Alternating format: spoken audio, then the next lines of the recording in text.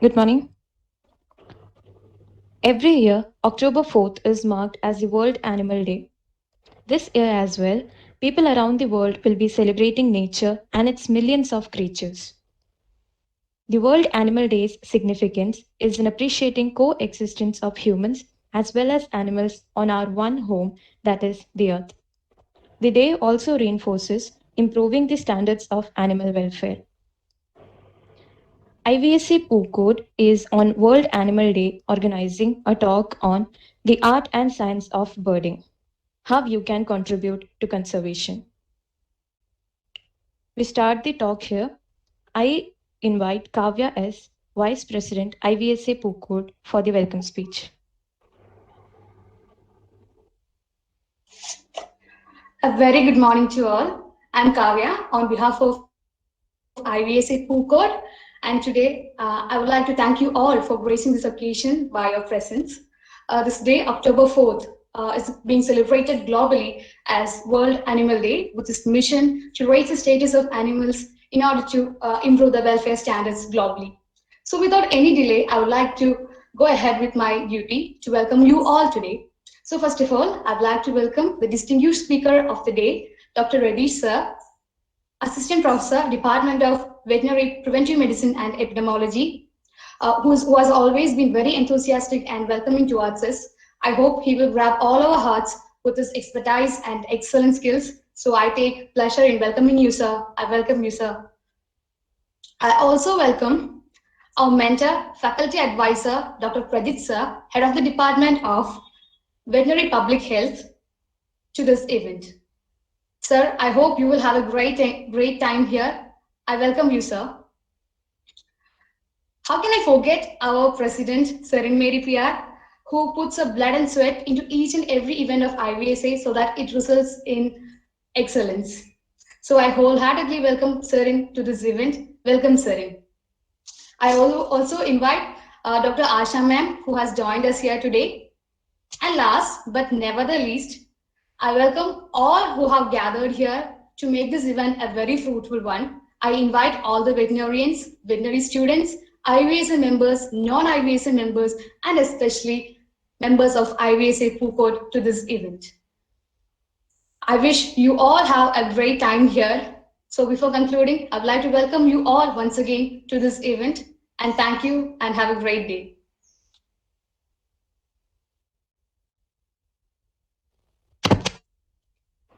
Everyone except the speaker, kindly mute your audio.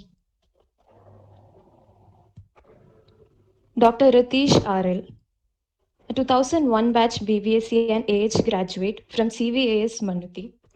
He did his post-graduation in veterinary epidemiology and preventive medicine at GB Pant University, Uttarakhand, and PhD from CVAS Manuti. As a member of Hume Center for Ecology and Wildlife Biology, he is active in organization of citizen science programs, conservation of biodiversity in the Western Ghats, and spreading science awareness.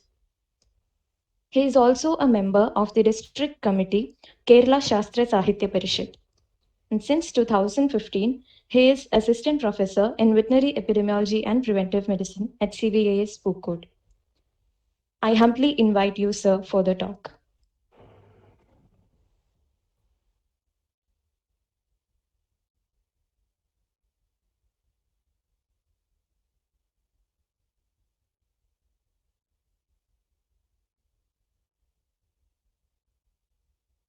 Okay. So, am I audible now? Yes, sir. Okay. Okay. Right. So, thank you for the kind words, Krishnendu and Kavya. Thank you, Prajita. Thank you, IVA, for giving me this golden opportunity. Because opportunities like this to address a massive gathering of young minds, young and ignited minds, rarely comes by, especially to a common man like me. So, really grateful that too in a very auspicious day.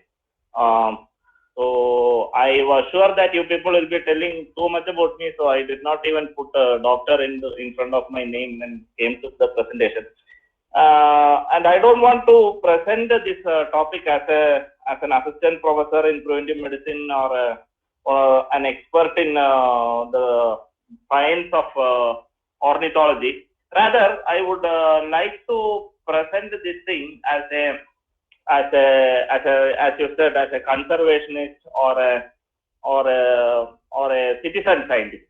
Okay, not as an expert in any sort of field.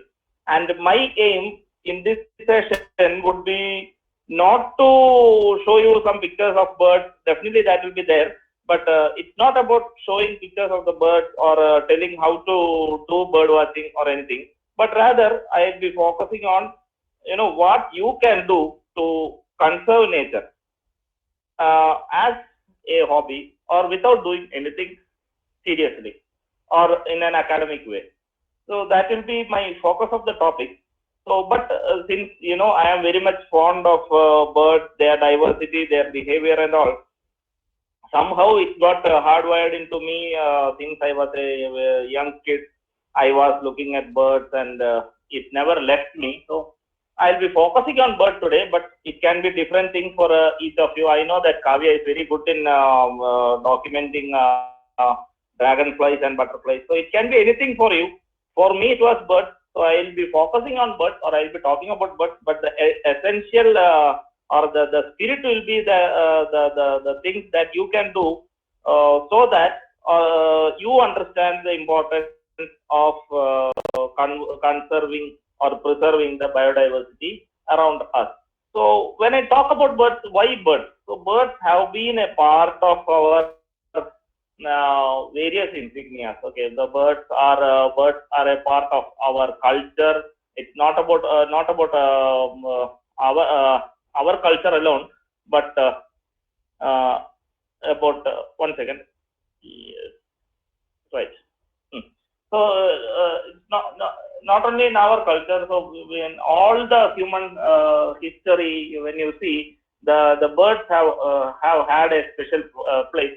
Maybe primarily because of the we were fascinated with the ability of the flight, or the power of flight that birds have, and all these eagles, raptors, all these birds were were looked up with a lot of awe and respect. And we had this cultural relation with these birds.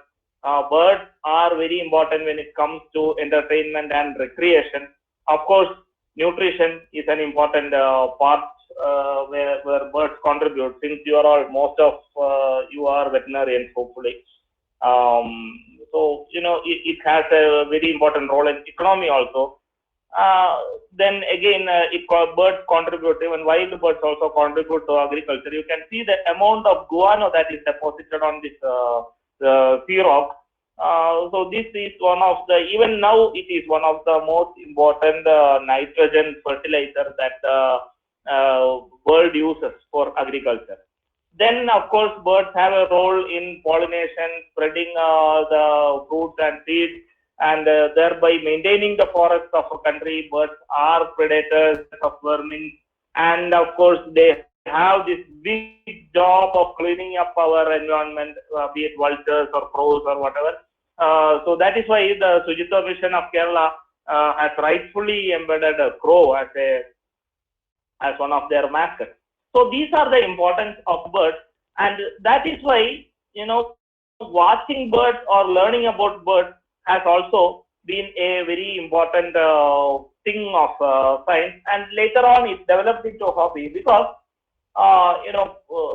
personally for me, it was of course the beauty of the birds and their ability to fly that has always attracted me. The wonderful feathers, the beautiful glistening feathers. I still remember in the 4th standard when I saw this big, beautiful blue-colored bird, and I was wondering, it was an Indian roller, and I was wondering what this thing was. And that is how I later on got into the hobby of ornithology. So what does ornithology give us? Ornithology gives us really an acute sense of observation. You have to see the birds, you have to hear them, you have to see how they fly in order to understand them. And even people are asking me why you are always in the forest or in the outside looking and running behind birds. One of the best things that I got from bird watching is I'm proud of my very acute sense of observation. So, in my daily life, in my professional life as a clinician, the sense of observation is very important, and I would owe most of this activity of my sense of observation to definitely to bird watching. And of course, once you are into the hobby of any of these hobbies, like they may be bird watching or what we call butterfly watching or dragonfly watching, whatever, you develop a sense of respect and sense of wonder for the nature. You will have to you slowly begin to appreciate the nature, and you will slowly begin to understand that nature has a lot of things that are for you to learn. Okay, be it living a daily life, you can observe from the birds, and you will see how to live your daily life, being a carefree, worrying about nothing. Maybe on how to raise your children. When you see a mother bird is feeding the chicks, or when she takes her chicks on her back, when the whistling tail takes her chicks on her back and going out for a swim. So you learn a lot of things, that can be adapted to your life by looking at the environment. And of course, you contribute a lot to science by if you are systematically observing and recording your findings. So these are the direct advantage that bird watching has given me, and of course, maybe in some way or other, I am contributing to the science of conservation biology, biodiversity, or even total into life science or evolutionary biology and all in general. So those are the the essence on why to do bird watching. And is there a right age for birding? Is it too early for you, or is it too late for you to start birding? Of course not. So these are a few of my friends. We are very active friends. So my friends range from this Lakshmi, who is in the top left, who is in, I think she is now in 5th standard or 8th standard. So this was her picture in the 4th standard. So we used to go out for birding, and up to the person just below that, that is Mr. Satyan Nepayar, a retired school teacher, a veteran ornithologist from the country. So age is no bar for birding. Okay, so it is not too late, it is not too early, and you will find a lot of people who are into birding, especially in Kerala. Kerala is one of the prominent hub for birders across the country, and we can rightfully boast of having the most bird watchers in India. So that is regarding the on why and when to start into birding. Again, I would like to reiterate that this is not about starting bird watching. You can adapt. Nobody, I think about 40 or 50 people are there in this, and I don't think all these 40 to 60 will be becoming bird watchers. But every one of us should have a hobby of one or another form. It is very important, especially in this this condition, because see, you are once you are in your regular college life, you will be very busy with a lot of your activities you will be doing. So you may be thinking that you don't have enough time. But I think now you are in a more weird situation where you have you don't have anything to do, but still you are not finding time for many of the things to happen. So that is because of the poor time management. Maybe you became bored of sitting inside in your house and all. So to manage the stress of doing so much things or the stress of doing nothing, you need to have a lot of distractions in your life. Okay, it is not it is not that you should have one hobby. I would go far and say that you should have as many as hobbies as possible, so that you can keep yourself engaged, so that our time management is more efficient. So having a hobby has always, I won't say that I am a very very good in managing time, but it helps somehow or another in managing my time. Of course, it widens my the circle of friends. I have these very young school kids to I would say Dr. Puneet sir, who did the first pancreas transplantation in Kerala. So all these guys are my very close friends of mine, and we all get connected through this one particular science or hobby that we are having. So that is about what is bird watching, when to do, and why to do birding. And next is the most important part, that is on how to do birding. So how can you start birding? Bird watching is always confused and associated with what I would call as bird photography. So when you think of bird watching, you associate that it is the art of taking good photographs of birds. It's never like that. Bird photography is a totally different thing. It is an art, and it is of course definitely a very important it's a very important component of documenting birds. But bird watching is a totally different thing. It is all about the identification, the art of identifying, or the science and art of identifying bird is known as bird watching. So it is what do you need for bird watching? The things that you need for bird watching are not big cameras, not binoculars, not field guides or textbooks. It is your sense of observation. You have to, you should develop the ability to see the birds at first, because all these birds are birds, even though they are very colorful and all, most of these birds are never displaying in nature. So once you go out to the field, you get out of your this thing, go out to your garden, and when you simply look, you may not find even a single bird. But you stand there quietly. If you have some patience, if you train your eyes, slowly you will find that birds are peeking out from the bushes or the trees or from the ground and appearing out of somewhere.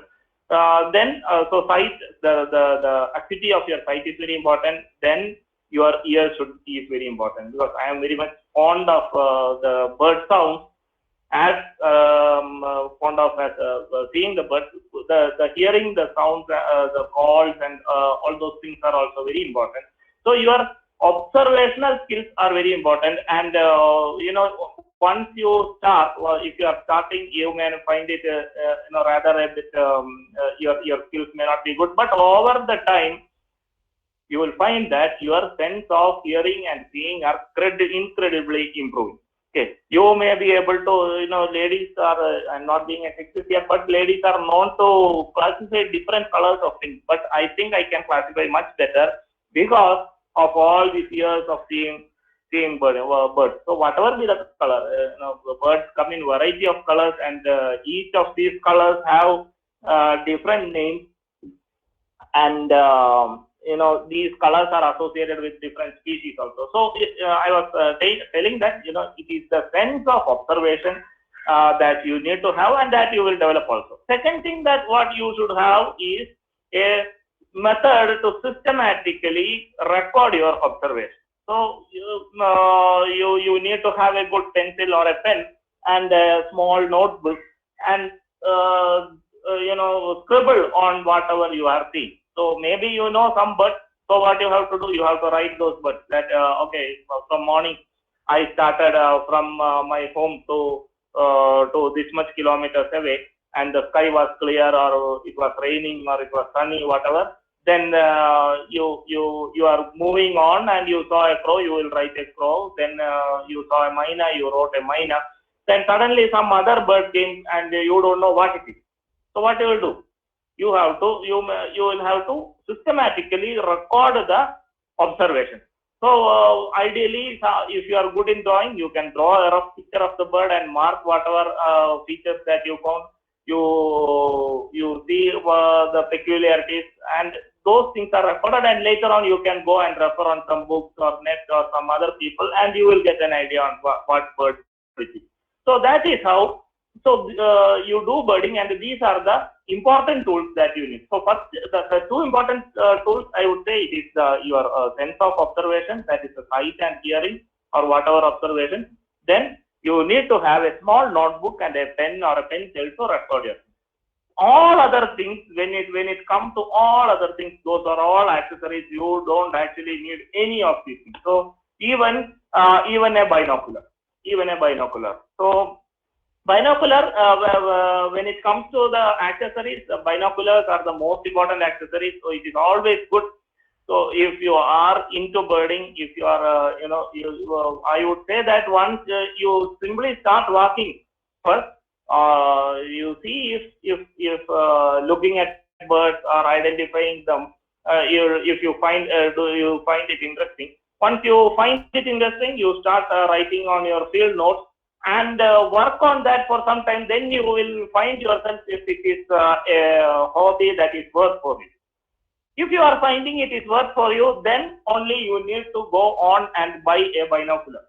Okay. So I have been birding since, as I told you, since my school days, and I came to college and I bought my first binocular maybe in my third year of college or something, and it was only 500 rupees. It was only a 500 rupees binocular. I took it, I used that binocular only for about till my PhD. Okay, till my PhD days, I used only that binocular. I used to take that one, a very big, hefty one. A Chinese made one, because now I would say it was absolutely useless thing, but it was helping me a lot in identification. So then after PhD, my wife thought that that binocular was not worthy for me, and she only bought me another one, an Olympus smaller binocular. You can find my binocular here. It's an Olympus, a very small binocular, very easy to carry thing. That one was only some 2,500 rupees. So anything, if you are really into birding and you want to pursue this as a hobby, it is not bad to invest on a binocular. And the costliest one that you can can go up to lakhs, but that is an entirely different story. But maybe with less than 5,000 rupees you will get a good binocular also, but I won't say that it is necessary. Okay. Then you should have some books to refer or some website that I will be helping you with in this webinar today. And only those are the important things that you need for birding. So that is the point that I wanted to say.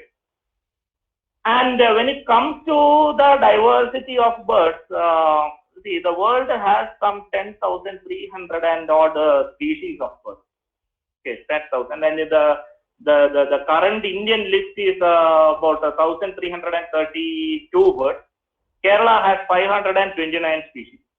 Okay, so Kerala has 529 species. So that is the the bulk of the birds that we can watch. So we have some 10,000 birds in the world and 529 species in Kerala. So the sky is your limit. You can limit your bird watching to your house, your nearby park, your district, maybe your state, the country, or you can travel all the countries and see all the birds you want. So that is how the hobby of bird watching grows in you. And I have never, I have only birded in some 3 or 4 states of the country. So you can definitely say that my experience is not that, as you told, I'm not that big expert in bird watching, but I am really serious about my hobby. And I try to contribute to science also. So that is the introduction on bird watching. And so most of you may be interested, and I'll just give you a glimpse on how to identify some of the birds. So see, the evolution of the bird, so that it is the bird evolution happens directly. It is in relation with the availability of food. So the evolution of bird is related to the availability of food, and thereby there will be competition and adaptations and all. And this is the driving force behind behind the evolution of the shape, the behavior, or the feeding habit, or nesting habit, and all. So location of your location or where you are stationed directly, contributes to the diversity of birds that you are going to see. So that is known as zonation, and this is one particular type of zonation associated with wetland. So here you can see that in low tide region you will get one particular bird, because those birds may be burying, digging up sand and trying to feed. Then on higher you may find another set of birds that have longer legs, so that they can stand and walk and wade around the marshlands. Then you go further higher, you will find birds that can sit on top of small bushes and all. So the location or the altitudinal variation and the latitudinal variation affects the distribution of birds. So zonation is very important. So you have to first identify what type of habitat is your surrounding, and that will help in to guesstimate the number of or the various birds that you can see. The next thing that you can go for is, once you have the location, you can maybe you have to estimate the size of the bird. So estimating the size of birds in centimeter or inches is not practical when you are out in the field. So what you can do is that, I hope every one of you will be able to identify or say what type of bird each one is. Can anyone say which is the smallest bird in this picture? Can anyone type out in the chat box? What would you call this? The smallest bird in this picture? Okay, sparrow is the second smallest. Yeah, oh, Nitin is there. Hi, Nitin. yeah, it is a sunbird. Okay, sunbird. So sunbird. So many of you may be knowing sunbird. Then there is sparrow. Then there is myna. Then there is a crow. Then you have eagle. And which is the largest bird shown here? And Nitin does not get to answer. He is an expert. Yeah, it is a vulture. Yeah, it is a vulture. It's a vulture. So looking at a bird on the just far away, you can guess the size. Okay, you can say that it is as big as a crow, or it is smaller than a crow but bigger than a myna. So what you have to do, you have to write on your field note. Suppose I am telling you got a bird that you could not identify. Okay, then you can go on and say that it is smaller than a crow or but bigger than a. So what in short you can write as a crow minus and myna plus. So that is how we compare the size of bird or estimate the size of bird in the field. Okay, right. Then what can be done is the what we call as a silhouette of the bird. Okay, so each bird has a characteristic position or the way it sits, that will help to identify what type of bird it is. So I know majority of you may not be bird watchers, you may not be knowing the specific name of birds, but I'm going to do a small quiz for you. So I would ask the non-birders. Okay, like people like Suraya and all are there. Nitin is there. So you people, I request you to put down for some time, and non-birders may attempt this quiz. Okay, so I will be showing a picture, and you please type what bird it is. Okay, so for interest of saving time, you please be fast. After first 2 or 3 answers, I will move on to the next picture. Yeah, please be fast so that we can save some time here. Yes. So it is a kingfisher, right? This one.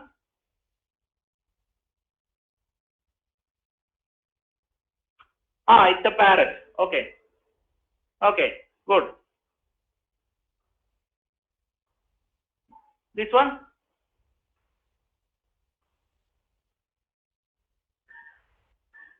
Yeah. woodpecker. So you are claiming yourself that you don't know bird watching, but you see how easily you can identify this bird. I have shown no features. Yeah, a pigeon. Good. What about this one?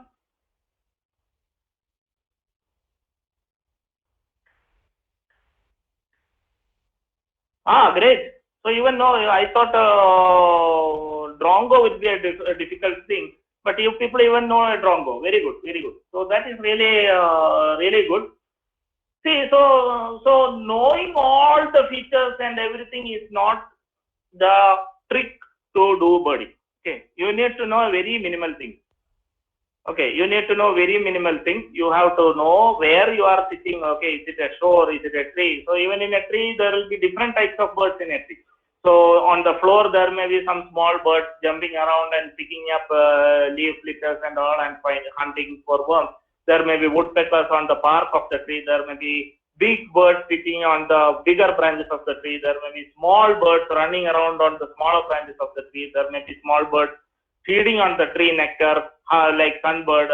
There may be birds that are feeding on the fruit of the tree. There may be eagles soaring around the tree. So even a single tree can be an ecosystem, and the altitudinal variation can be very much appreciated even on a tree. So location is the first thing that you have to do. Then you have to estimate the size of the bird, and now you know that you can broadly classify the birds based on their poses or the silhouette, like an kingfisher or an eagle. Or other species of the bird. Once you have all these details, next what you can do is to identify the flight pattern. Okay, how the bird is flying, because by this time the bird may be flying away, and flight pattern is another pointer. And up to this point, you do not need a binocular for identifying the bird. Okay. So all these things can be identified just by looking at the bird. And once you have all these information, then only you need to move on to the next stage of identification. And most of the time, you will be able to place the bird very accurately by this minimal amount of data. Okay. And then what you have to do, if you have a binocular, it will be really helpful. If not, also many times it is okay. You have to look for the shape of the beak and the shape of the limbs and all, and thus you will get a better idea on what is the type of the food that it is feeding, or what is the type of habitat that it usually lives. I'm not going to explain much about this, because all these things you have learned in your AG classes and all. Then you have to look for the distinguishing features on the bird. So since most of you are veterinarians, again I am at ease here, because I don't want to explain each and every part of the body here. So in this particular case, an amateur, a greenhorn birder may prominently find that this bird has this particular white color stripe over the eye. This is known as the supercilium or the eyebrow. Okay, the bird has a very good eyebrow. But if your observation skills are very sharp, you can find that this particular patch or the gular patch or the throat is white. The bird has a broad blotches on the, or dapplings on the chest and the belly. The flank is yellow, and so there is an eye ring here which is broken. That means half of the eye is on either side is white. Eye ring is either side is white and all. So those things you can you can go on and mark on your book, and then later on you can go and refer to various sources. Okay, now for the sake of talk on birds, I would just introduce to some common birds. Again, I don't want to take much time, because it's already 11 o'clock.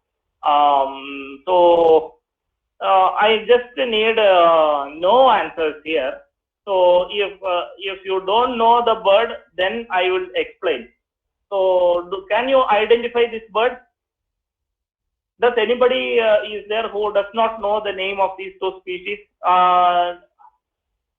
Okay. So it's not a not a raven, it is crow. Okay, raven is a totally different thing. Raven, we will find it in the Himalayas only. So these are mainly, I'll be showing birds in Kerala only, okay, for that matter. So these are crows. So this one is a house crow, the house crow, which has a gray thing on the top or the head and neck here.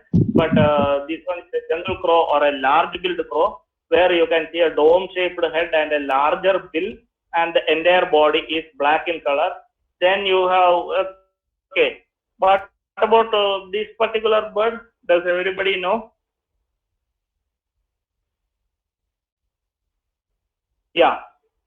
Okay. So these are mynas. Okay. So what about this one? Has anybody seen this bird?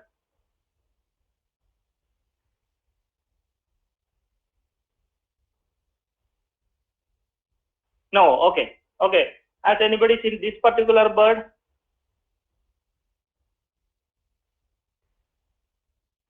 No. What about this one?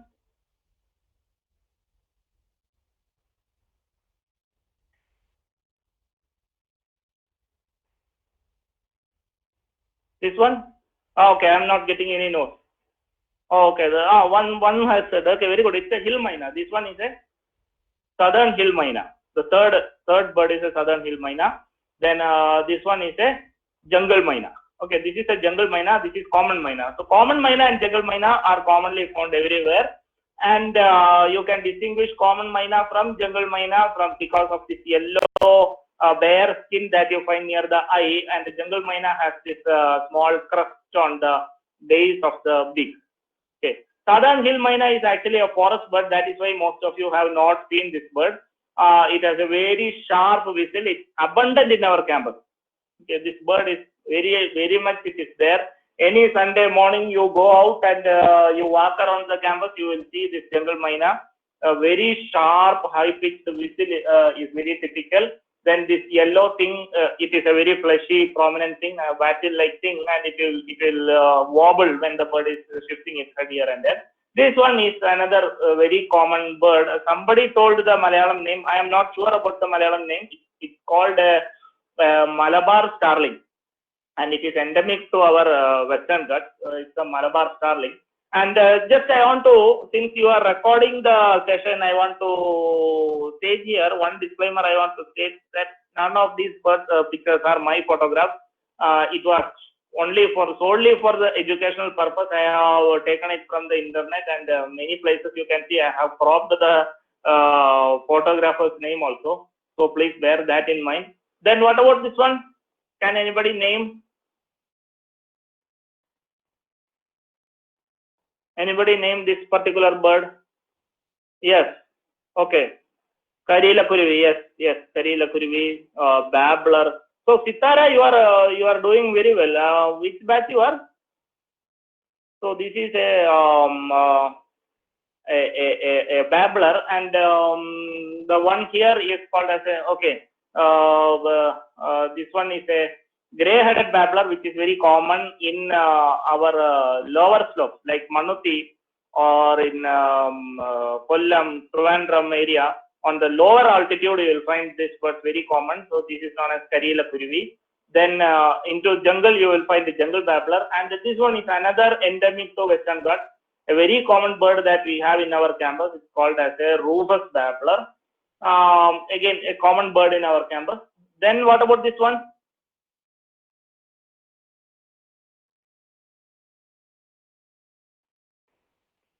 Yes. Mostly. Okay. So this is these are in fact parakeets. Okay, parakeets. They are not parrots. It's a common misconception that that these birds are parrots. It is parakeet, and we have one parrot here, which is this one. Okay, this is a parrot, and all these three are parakeets. So can you tell me what is the difference between a parrot and a parakeet?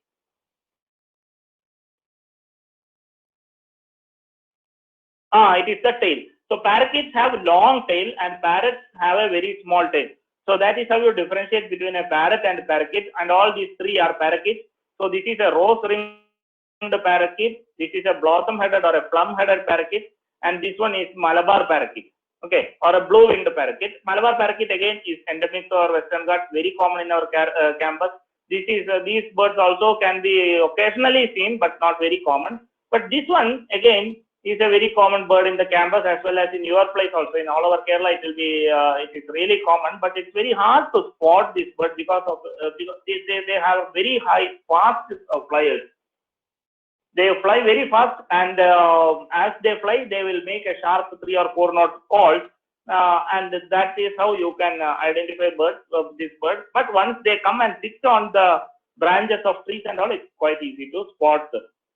So this is known as a vernal hanging parrot, or older name was known as lorikeet. Now it's known as Indian vernal hanging parrot, and all others are parakeets. Then, as you know, these are drongos. So many of you have identified drongos correctly. We have a racket-tailed drongo, which is associated with the forest lands, but nowadays they are coming out from the wild also. We have bronze drongo, which is very common in our campus. We have black drongo, again common in our Manuti campus, in the grasslands, in paddy fields and all. In the lower altitude, you will find these birds commonly. On forest, you will get these drongos, which are known as ashy drongos. They are migratory in nature. We get in Wayanad and all during winter season and all. Then these are woodpeckers. So I hope you all know woodpeckers. So has anybody seen this type of woodpecker?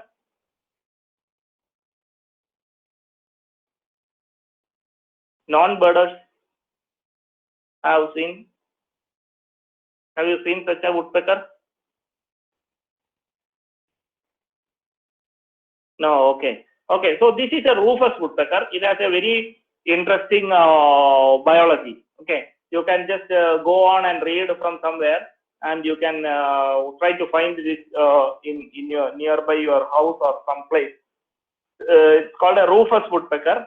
You can go and read some articles about that. Then these two are very common woodpeckers that you find. These are known as flame-back woodpeckers because of their red color on the back, and this is a black-rumped woodpecker, which is the most commonly seen woodpecker in our country, village and all. Then this is the greater flame-back. Again, it is common, more associated with better wooded habitats and all. Then there is a common woodpecker, which is very rare. So don't go on and call this bird as a common woodpecker because it is common. Not that way. This is a black-rumped woodpecker. What about this one? Has anybody not seen this bird?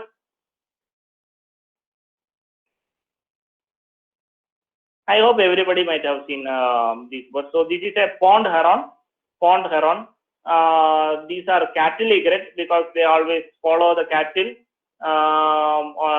walking on paddy fields. So they go and sit on top of cattle and pick up the. So you have read about the symbiotic relationship of birds and all.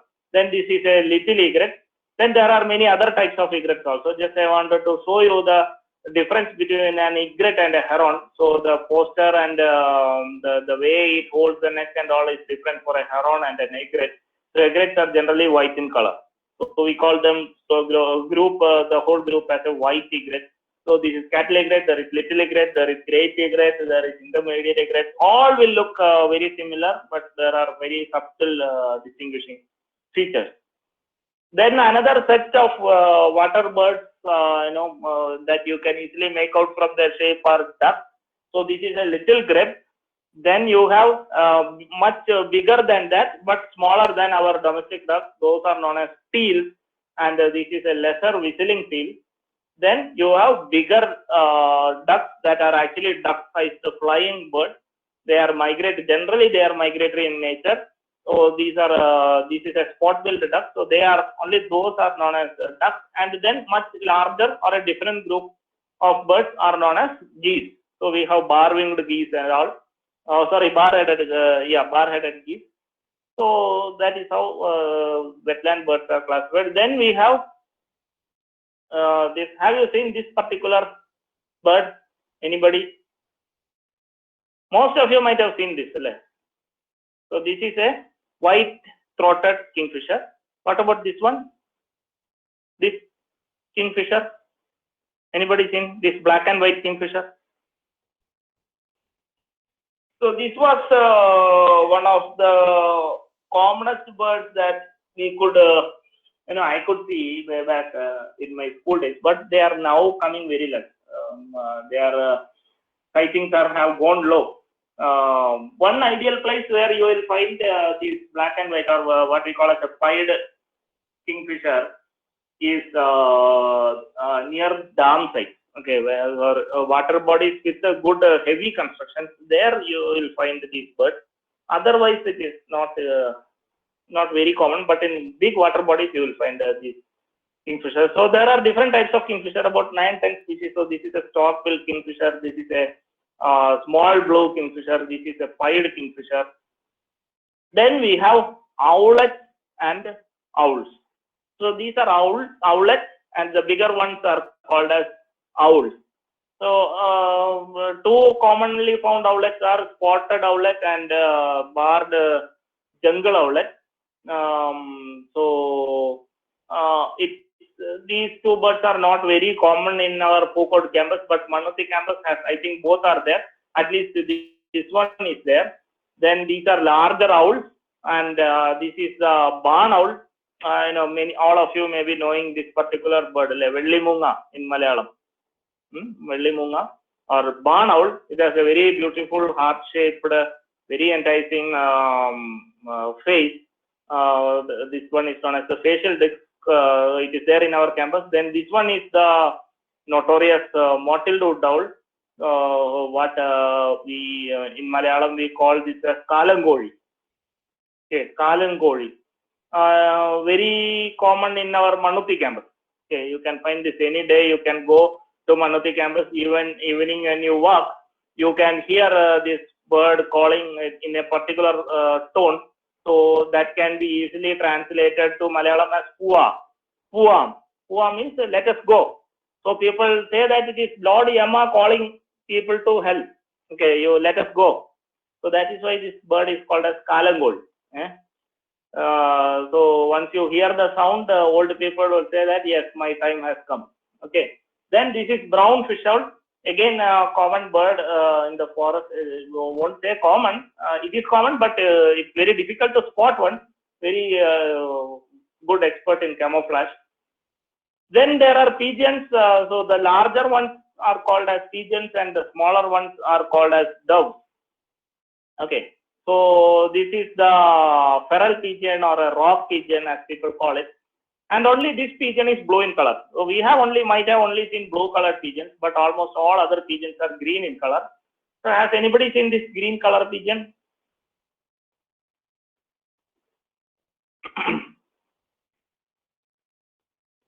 Green colored pigeon, has anybody seen? Nobody has seen. Again, it is a very common bird. If you have a reasonably good amount of trees, like mango tree or other trees, you should have a reasonably good amount of trees in your house or in your homestead or nearby. Definitely this bird will be there. It will be flocking in groups of 5 or 10 birds and making out a very sweet whistling call. So it is a very common bird, but nobody sees only because we are not looking actually. So it's a very common bird. So this is known as a gray fronted green pigeon. You can see the gray front here, and they have a blue, reddish blue color leg. And if it is yellow in color, we call it as a totally different species called as the yellow footed green pigeon. Other differences may not be as appreciable. So this is a gray fronted green pigeon. Then we have this particular dove called as spotted dove. I think everybody might have seen this spotted dove. Anybody not seen this bird?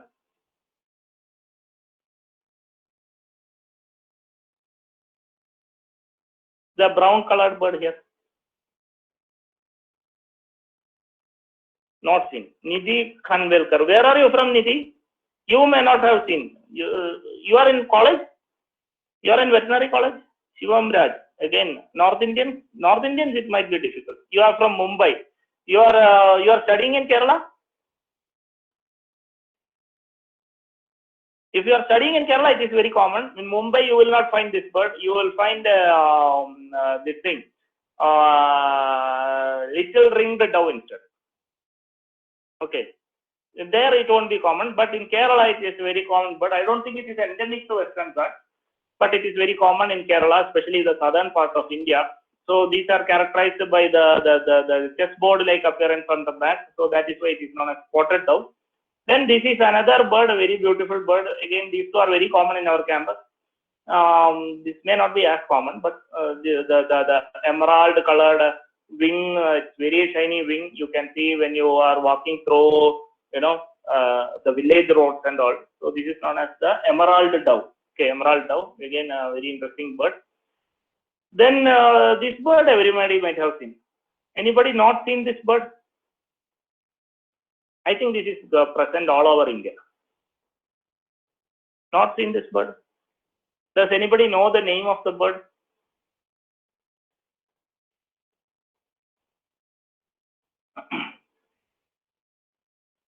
Chembothu, yes. Chembothu in Malayalam, yes. Chembothu Uppangaka, Uppangaka, Tagoram. So the Golden Crow Pheasant Award for Malayalam movies. So this is the crow pheasant. Okay, Chembothu. So this is the greater. The English name is greater cockle. Okay, greater cockle or crow pheasant, greater cockle, and we have a more rarer one called as the lesser cockle. I don't think lesser cockle is there in Wayanad, but it is there in lower altitudes. Then we have bulbuls. Okay, I am skipping now. These are bee eaters.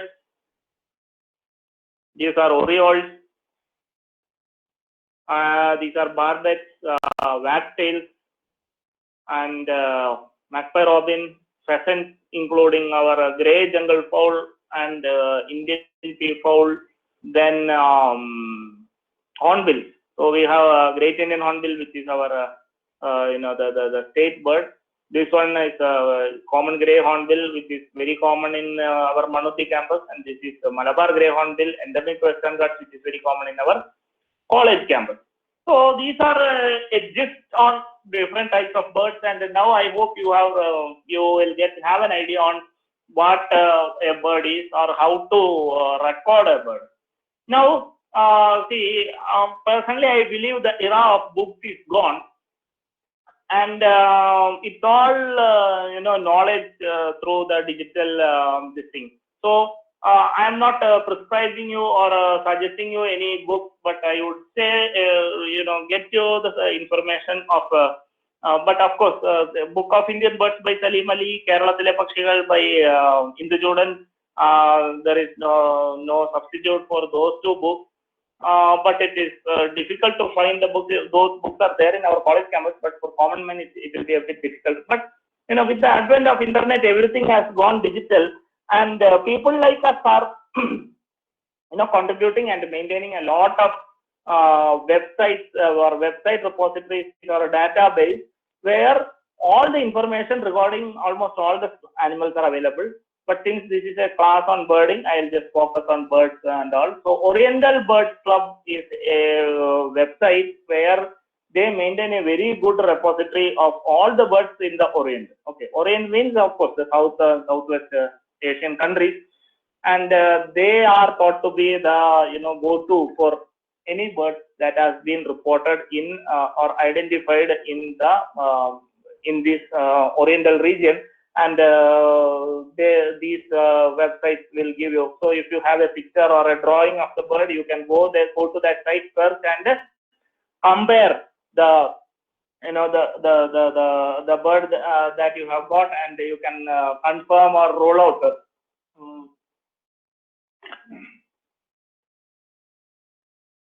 Which is the bird. Birds of India is another upcoming this thing. Birds of India is slowly gaining interest in India, and they have a really good repository again.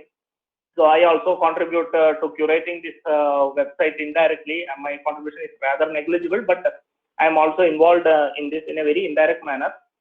I am saying only because I am proud of the fact. I have done nothing, but still, I can proudly say. So Birds of India is another this thing. It's a very big repository. They have all this data. So even you can take photo and you can put it there.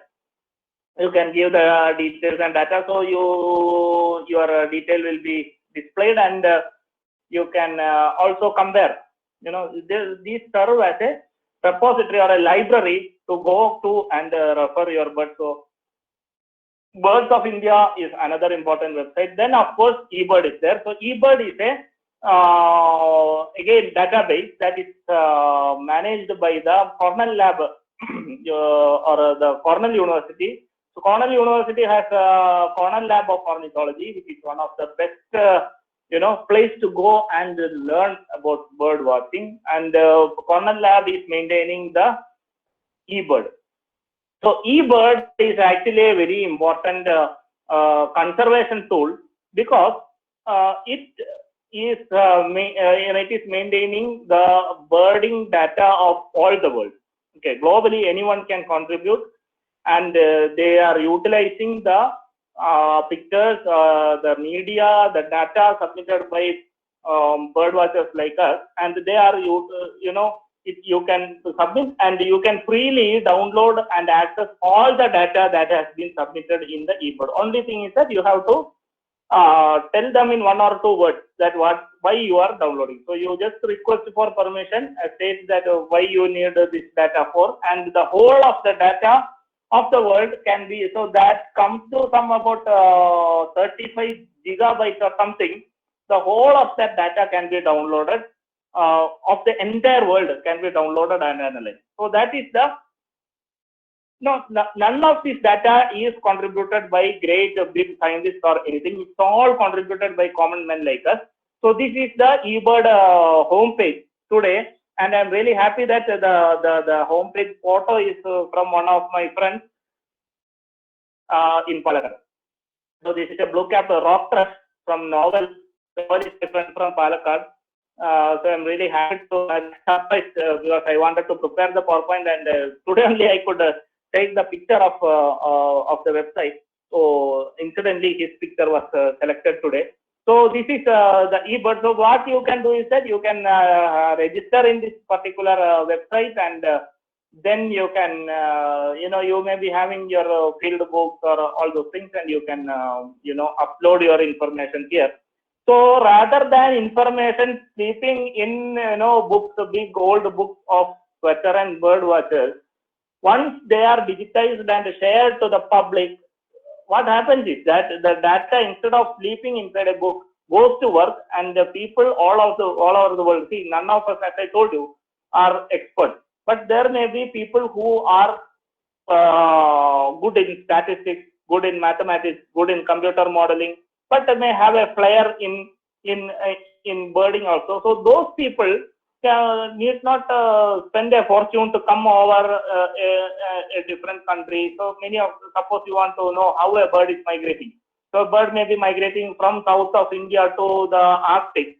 So a researcher in Arctic need not come all the way down here, work for some 2 or 3 years, go back and analyze this data. Or a person working here need not go to some Scandinavian country and work there for 3-4 years and come back with his own data. But the entire data is real time, it is stored, and it is freely accessible for the world, so that everybody can work on the data and analyze their own results and contribute to science. So this aspect is known as citizen science, and it is working all over the world. Okay, citizen science is contributing immensely to butterfly population, to birds, to pollution, a lot of things is helping in developing science.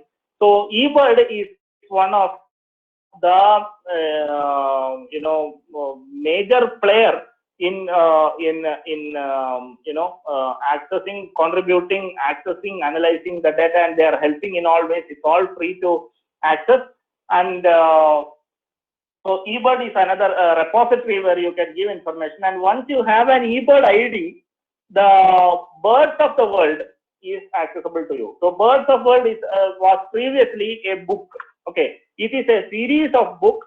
So each of the family is represented in a 1,000+ page book, and so it was a series of books like our old encyclopedia. Now what the Cornell Lab of Ornithology has done is that once you have an eBird ID, the birds of the book, the entire digitized thing is freely accessible to you. So this is my Birds of the World account. So just for you people to have a look at it, I have shown you. So I have just searched about Malabar Trogon. So Malabar Trogon again is an endemic bird. You can see the distribution here. So it is distributed to a limited part of the world only.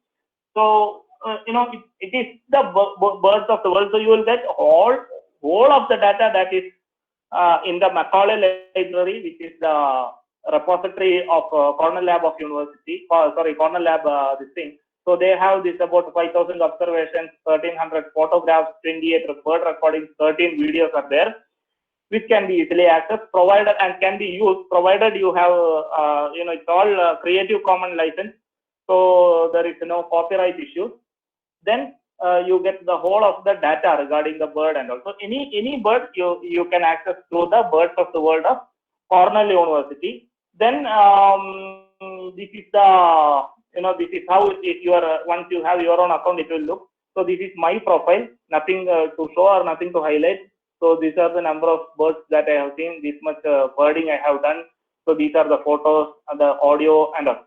So this is how you log in. So you sign in, you select the place where you have done, you give the details regarding the observations. So I went on to February 2016. So from time to time, okay, and then you start typing whatever birds you have seen, and finally you will get to the list of the birds that you saw.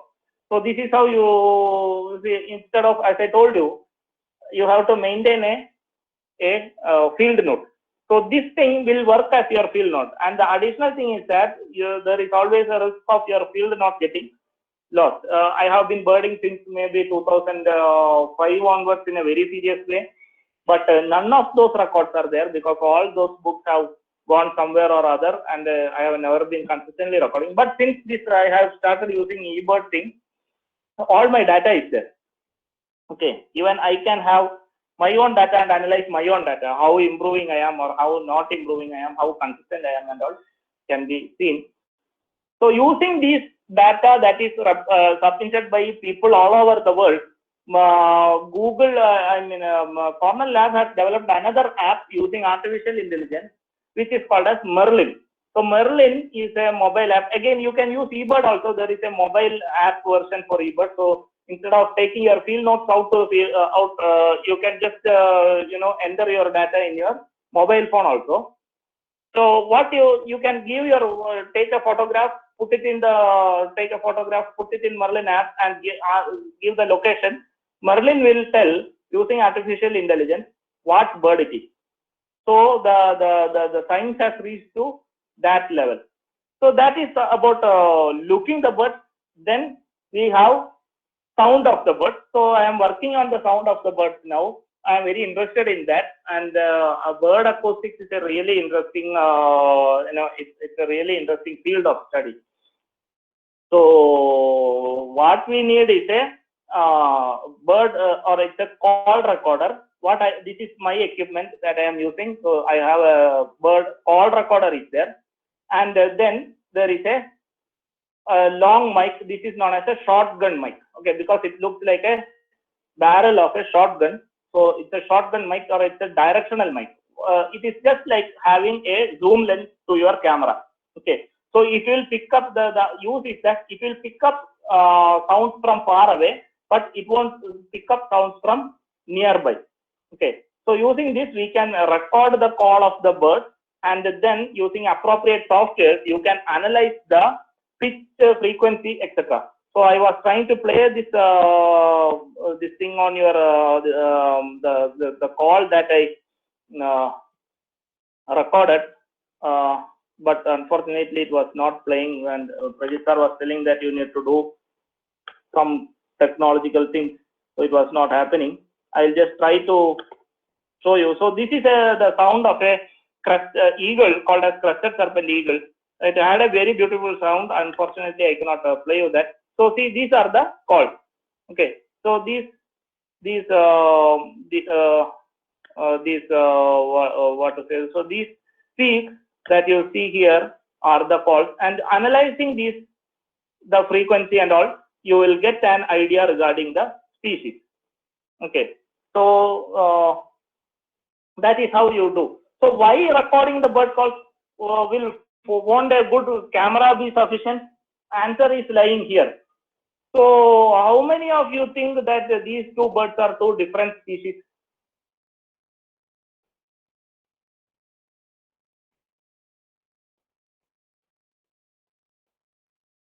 Do you think these two birds are two different species of birds, or is it the same picture of the same bird in two different angles?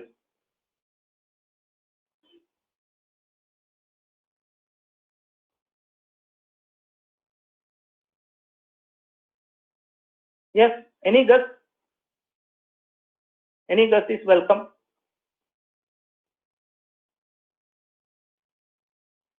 Same bird, yeah. Beak structure is different. Good observation. Good observation. Beak structure is different. Yes. So you will be surprised to know that these two birds are two different species. Okay. So practically, even I am not able to differentiate between these two birds. You know, at the time of making this presentation, in fact, I interchanged the two birds.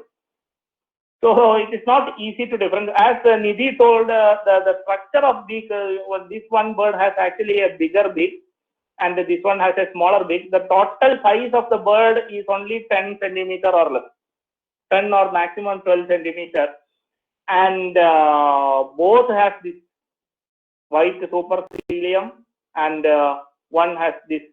This is very faint. This is very prominent, and the underbelly is a bit more dark in this. Okay, so and they are very shy birds.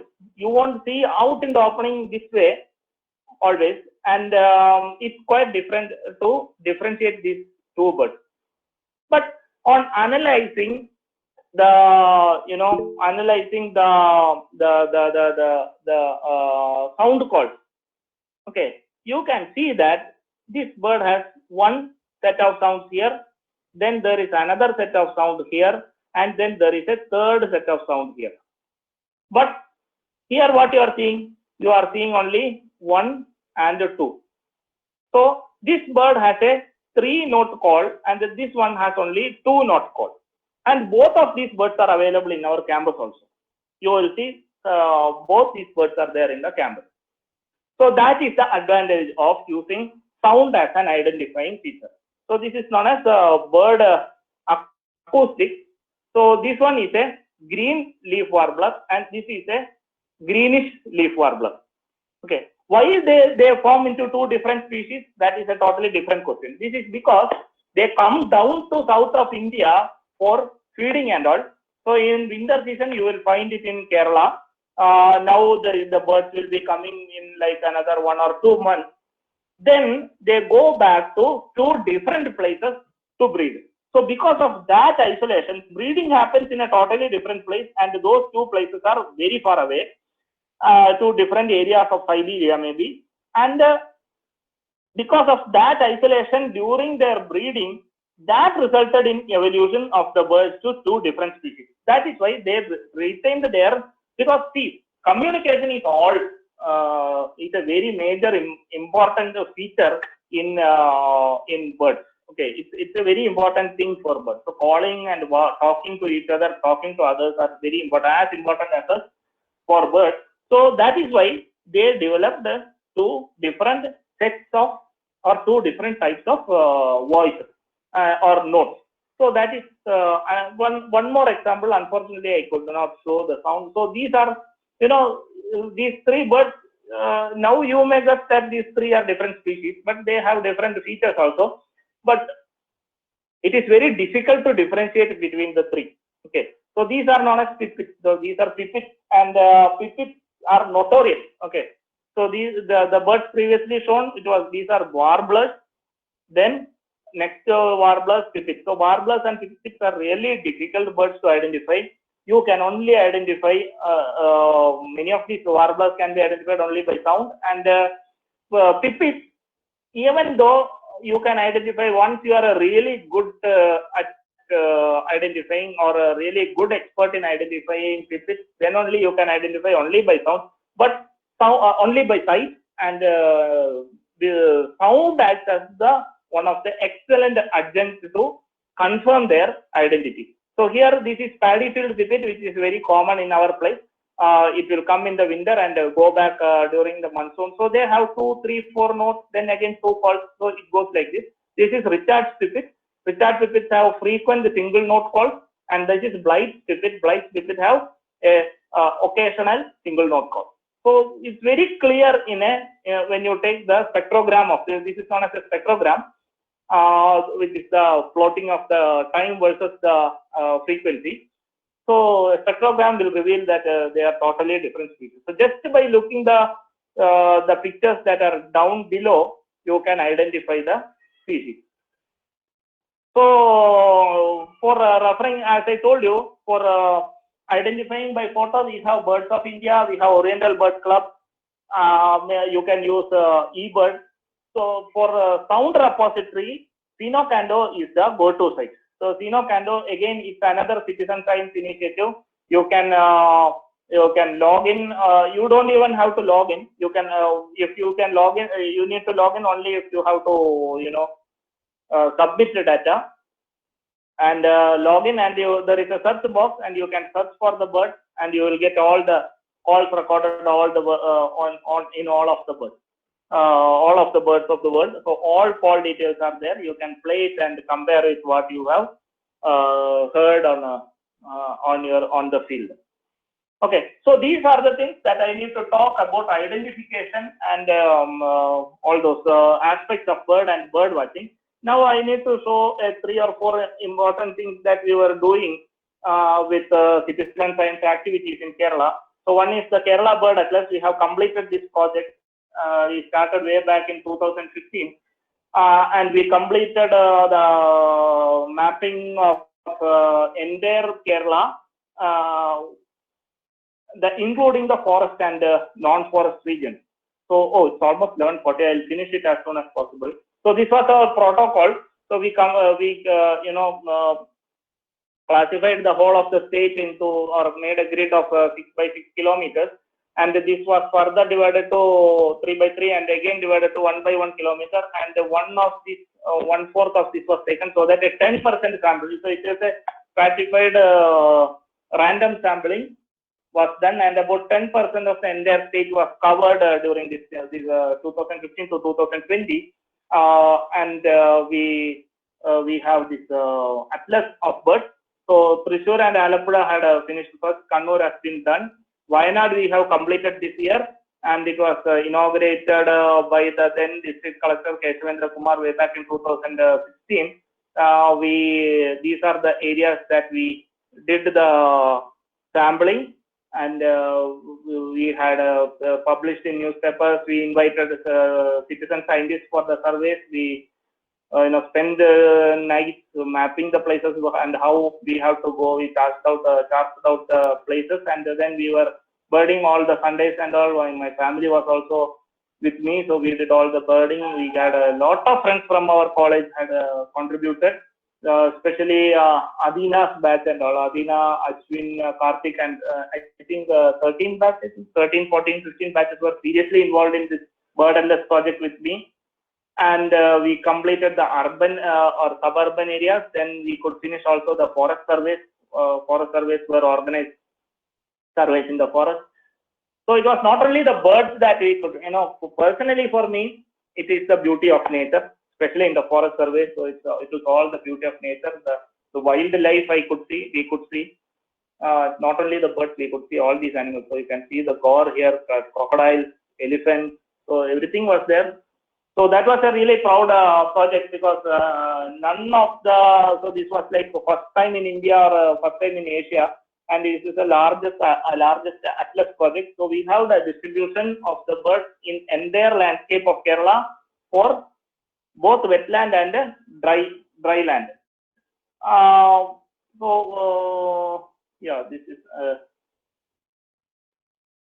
This is a misplaced slide. Sorry. Then another project that we are doing is the raptor monitoring. So vultures are very important in a Wayanad landscape because this is the only pocket where vultures are left in South India.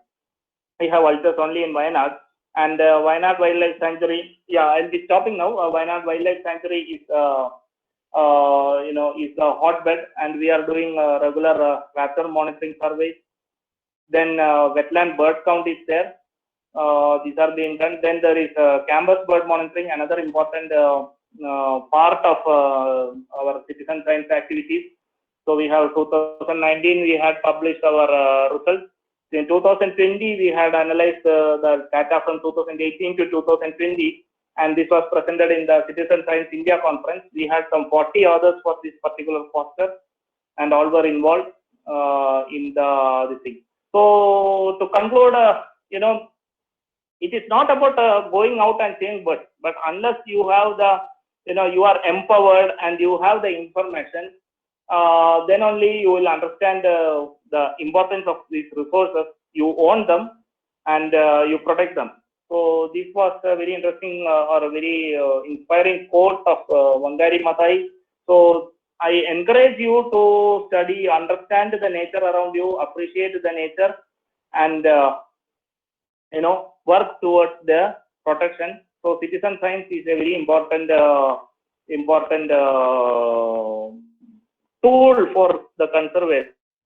So you can see all the list of the birds in our college, which is our college is actually the fourth diverse campus in terms of bird richness, according to this great Indian campus bird monitoring program. And you can see the list of birds in eBird. So you go there and go to the tab Explore Hotspot. There you can search for College of Veterinary Animal Science Pookkad, and you can see the entire list of birds that are present in our campus. So that concludes taking too much time of yours. I went on another about 30 minutes. Almost too much time. So sorry for that. So I think that's it. Thank you very much.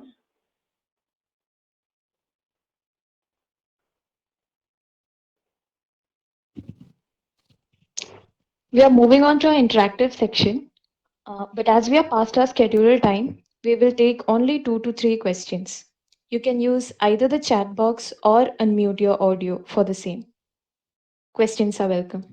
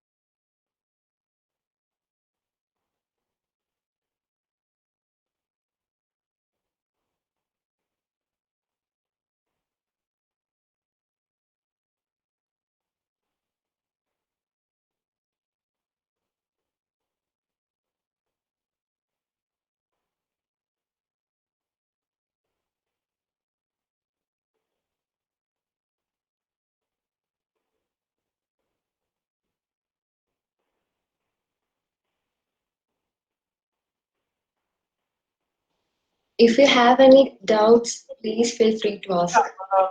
I'm thankful for all the nice words. I would really like to answer some questions. So questions are welcome, please. So on the outset, I should thank you. Yeah, I have heard that so the owls, actually it is because of the peculiarity of their wings. So the inner margin of wings have projecting small bars, so that will break the turbulence of flight. That is why they have a very silent flight. So it is about the wing anatomy. That is why they have a silent flight. Okay, so I'm really sorry for taking too much time, but it's a very big thing. Okay, I think sonography is a new birding method. How can we start studying that? Okay, so acoustics, actually it's a really interesting field. So most of you will be having a smartphone. You need to, what you need is, you can record in your mobile phone, and then there are some apps like RecForge. I'll type out here, RecForge, or in laptop you can use Audacity. So these apps will help in analysis. Okay, and once you have that, you can upload your findings to eBird, and that will be, it's a review process. So if it is you misidentified or something, the reviewers will correct or help you in correcting or properly identify the bird. So I'm really sorry for taking out too much time of yours, and I should thank Prajit sir for giving the opportunity. IVSA, you people are doing really good. And incidentally, I should also tell that your first two speakers were birders. So first speaker was Gunashilan sir, right? So Gunashilan sir has recently started up birding. He has an eBird account, and he has visited our campus also for birding. Second is mine, right? So thank you for the opportunity. Thank you, Kavya, Serin Mary, Krishnan, and all. So I hope IVSA goes leaps and bounds ahead. So thank you very much for the opportunity. Thank you for all your patience. So 53 are there. So you all tolerated me for about 1.5 hours. Actually, I was planning to finish off, but I got carried away with showing the bird pics and all. So that's all. I hope that's all. So thank you, Prajit sir. Thank you very much. All right. Thank you. I think there are no more doubts. If you have doubts, this is my phone number. You can WhatsApp me anytime, so we can talk about the subject. One thing I want to tell is that everybody should seriously take up a hobby. So I have certain people here who had no hobbies, and I had to force into taking up some hobbies.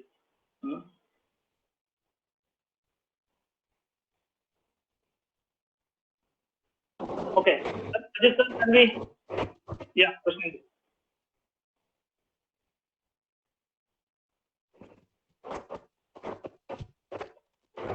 So I invite Serin Mary PR, President, IVSA POCODE, for the vote of thanks.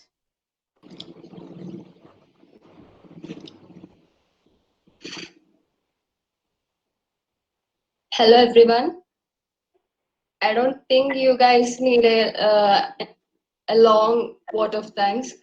I hope you all have enjoyed the session. I did. I enjoyed. I learned so much from you, Radish sir. Thank you so much. As the president of IVSA POCODE, I would like to thank Dr. Radish, who is my preventive medicine teacher. But I have never been in his conservation class like ever. But it was an amazing opportunity. Thank you, sir, for being there, for talking to us for all this time, answering our doubts. It's been a short notice, but you cooperated with us. Thank you so much, sir. And I would like to thank our beloved Vice President Kavya and Standing Committee for Animal Welfare Convener Sitara for organizing such a good program. They did their best. Thank you, girls. And I would like to thank Krishnendu for coordinating the session, and Prajit sir for being there for us every day at every hour. Thank you so much, Prajit sir. And I would like to thank all of our teachers who are joined, and our beloved Dean Koshi sir was here. And also I would like to thank all the IVSA members of POCODE, IVSA members of India, non-IVSA members, other teachers, veterinarians, and students from all over the world. Thank you so much for being here. We are extremely glad that you enjoyed the session. Please message Dr. Radish sir in case you have any more doubts. And I have also attached the email ID for IVSA POCODE in case you have any doubts. Thank you all for your cooperation. Thank you. The meeting has adjourned. Yeah, thank you.